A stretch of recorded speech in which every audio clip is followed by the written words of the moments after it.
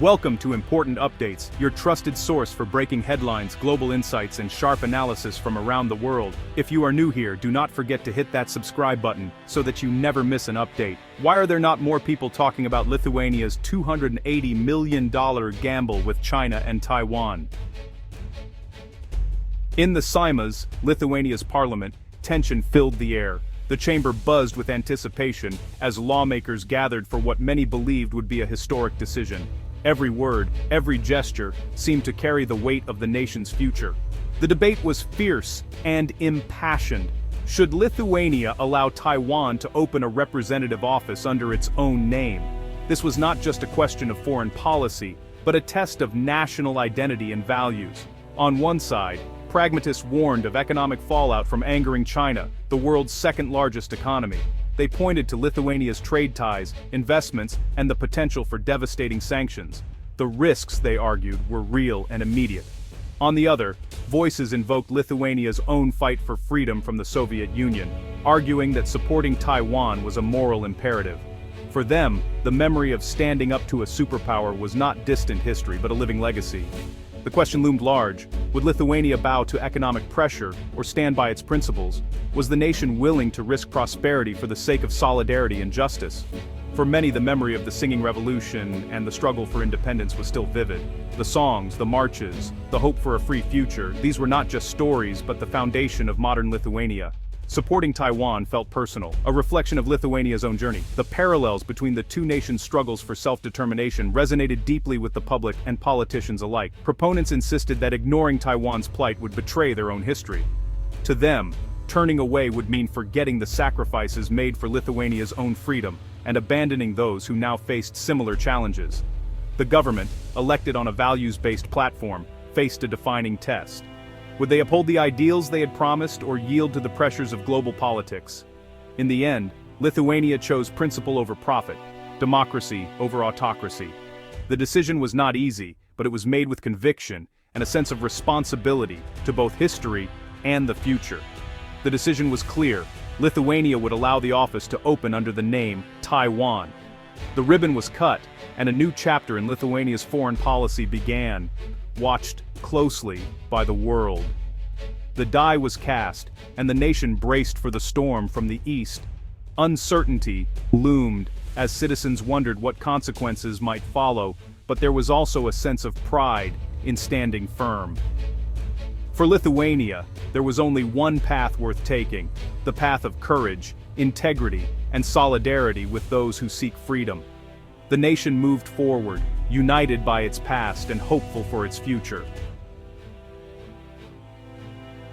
Why would a small country like Lithuania risk angering a global superpower such as China? On the surface, it might seem reckless for a nation of less than 3 million to challenge one of the world's largest economies, but Lithuania's decision was not made lightly, nor was it simply about politics.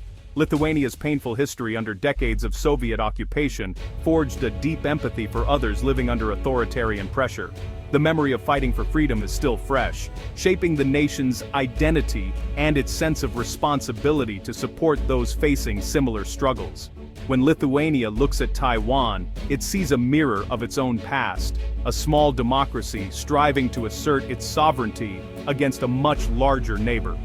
This shared experience of resistance and hope for self-determination creates a powerful bond between the two nations.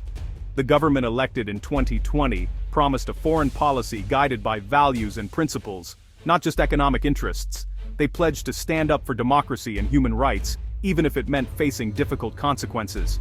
Supporting Taiwan quickly became a test of this new approach, a way to prove that Lithuania's foreign policy would be driven by ideals, not just trade deals.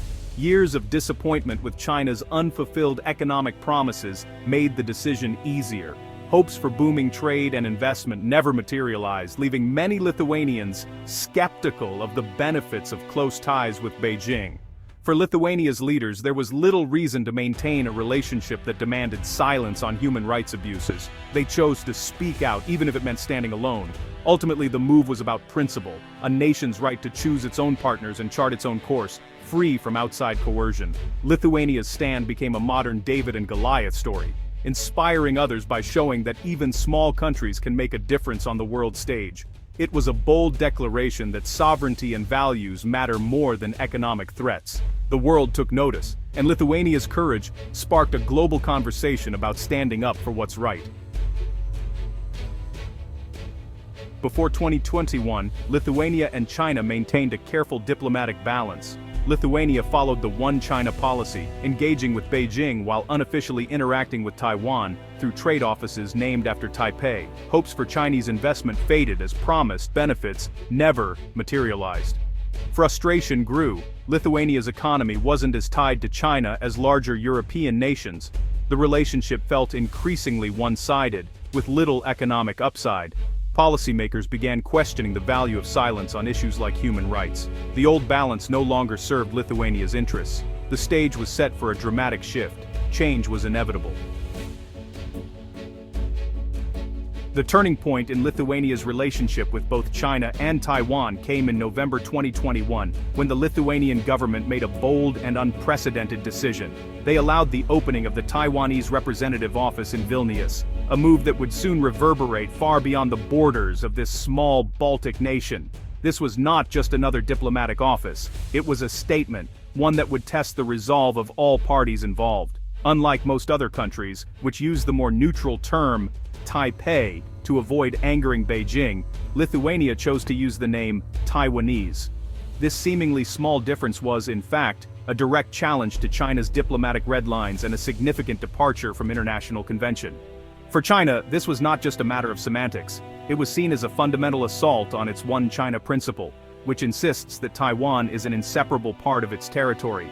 The use of Taiwanese in the office's name implied a separate identity for Taiwan, crossing a line that Beijing could not and would not ignore. It was a symbolic gesture, but one with real-world consequences. Lithuania, for its part, argued that the move was fully consistent with its own One China policy. Officials insisted that the office was intended solely for economic and cultural exchange, not for formal diplomatic recognition or political provocation. But, for China, symbolism mattered deeply. Even the smallest perceived shift in language or protocol could not be tolerated, as it threatened to undermine Beijing's authority and international standing. The move set a precedent that Beijing feared other countries might follow, potentially unraveling decades of carefully managed diplomatic isolation of Taiwan. Lithuania's decision was a conscious and courageous choice to prioritize democratic solidarity and shared values over immediate economic interests. It was a stand for principles, even in the face of significant risk. The risks were clear: potential economic retaliation, diplomatic isolation, and pressure from a global superpower. But so was the conviction of Lithuania's leaders, who believed that standing up for democracy and self-determination was worth the cost. The world watched closely as Lithuania threw down the gauntlet, setting the stage for a confrontation that would test the resolve of both nations and the international community. In Taiwan, the move was celebrated as a brave and inspiring stand for freedom, democracy, and international recognition. It gave hope to many who longed for a greater voice on the world stage. In Beijing, however, it was seen as open defiance, an act that demanded swift and severe punishment. The confrontation between Lithuania and China had truly begun, with the world watching every move. China's response was swift and punishing. Diplomatic ties were downgraded, ambassadors recalled. The real blow was economic. China blocked all Lithuanian imports, stranding goods at ports and erasing Lithuania from customs systems. Lithuanian companies faced immediate financial losses as trade ground to a halt. China also restricted exports of key components to Lithuania, disrupting supply chains. The most damaging tactic, pressuring multinational firms to drop Lithuanian suppliers or risk losing access to China's market. This secondary sanction isolated Lithuania, turning allies into reluctant adversaries. The message was clear: defy China and you pay the price. China weaponized its role in global supply chains to achieve political goals. Lithuania became a cautionary tale for others. The economic warfare was total. The world took note of China's reach. The cost to Lithuania was steep, about $280 million in lost exports and disrupted business. For a small economy, this was significant, impacting industries from lasers to agriculture and furniture. Some companies saw years of work in China wiped out overnight. Secondary sanctions made it harder to attract investment and participate in global projects, yet Lithuania's economy proved resilient. Most exports went to the EU, and the government quickly sought new markets in the Indo-Pacific. The pain was real, but it didn't trigger a crisis. Lithuania adapted, showing its fate wasn't tied to China alone. The price was high, but not crippling. Despite the pressure, Lithuania stood firm. The government, led by Prime Minister Šimonytė, insisted sovereignty was not for sale. Public opinion, shaped by memories of Soviet rule, largely supported the stand. Critics worried about economic fallout, but many saw the conflict as a test of national character. The government helped businesses find new markets and deepened ties with Taiwan. Taiwan responded with investment funds and credit lines, turning solidarity into opportunity. Lithuania opened a trade office in Taipei, cementing the new partnership. The country's defiance became a symbol of resistance to authoritarian coercion. The message, short-term pain was worth long-term security and principle. Lithuania proved even small nations can withstand superpower pressure. The storm did not break them. Lithuania's stand drew mixed reactions in Europe at first. Some EU members worried about their own ties to China, but when China targeted multinational firms across Europe, the issue became a threat to the EU's single market. Solidarity grew as the EU realized this was an attack on all, not just Lithuania. The EU launched a WTO case against China, elevating the dispute to a global stage. The US, UK, and others joined in support, offering political and economic backing. The episode was a wake-up call about the risks of dependency on China. Europe began talking seriously about economic resilience and strategic autonomy. Lithuania's fight became Europe's fight. The West stood together, sending a message to Beijing. The world order was being tested.